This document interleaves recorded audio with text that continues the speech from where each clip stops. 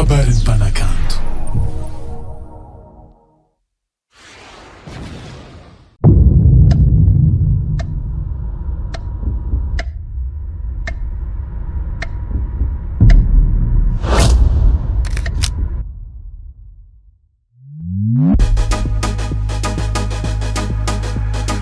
Ilantiavako na olikele nanomboky tsika ambony kelikely direkta kapako atelitele tranima maro pahay afa mitilitile tsisy ena maso tsy mifilifily na mandeha tomboka ambony tobile tranima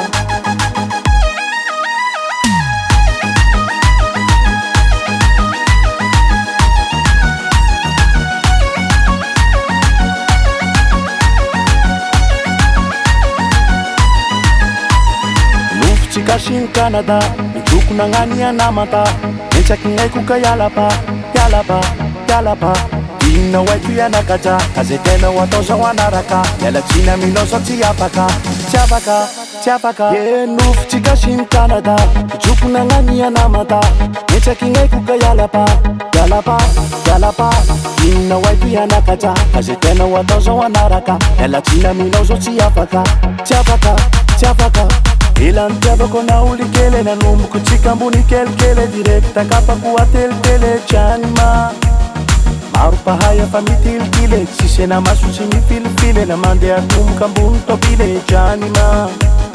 Ilantiavako na olikele nanomboky tsika ambony kelikely direkta kapako atelitele tranima maro pahay afa mitilitile tsisy ena maso tsy mifilifily na mandeha tomboka ambony tobile tranima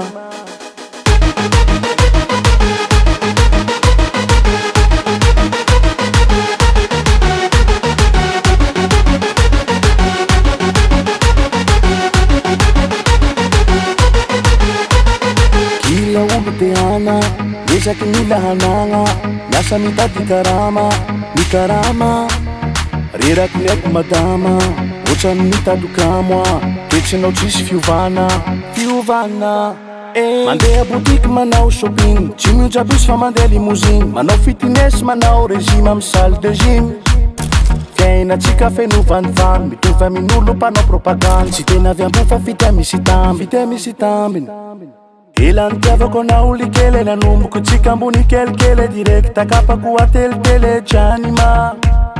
maro pahay afa mitilitile tsisy ena maso tsy mifilifily na mandeha tomboka ambony tobile tranima Ilantiavako na olikele nanomboky tsika ambony kelikely direkta kapako atelitele tranima maro pahay afa mitilitile tsisy ena maso tsy mifilifily na mandeha tomboka ambony tobile tranima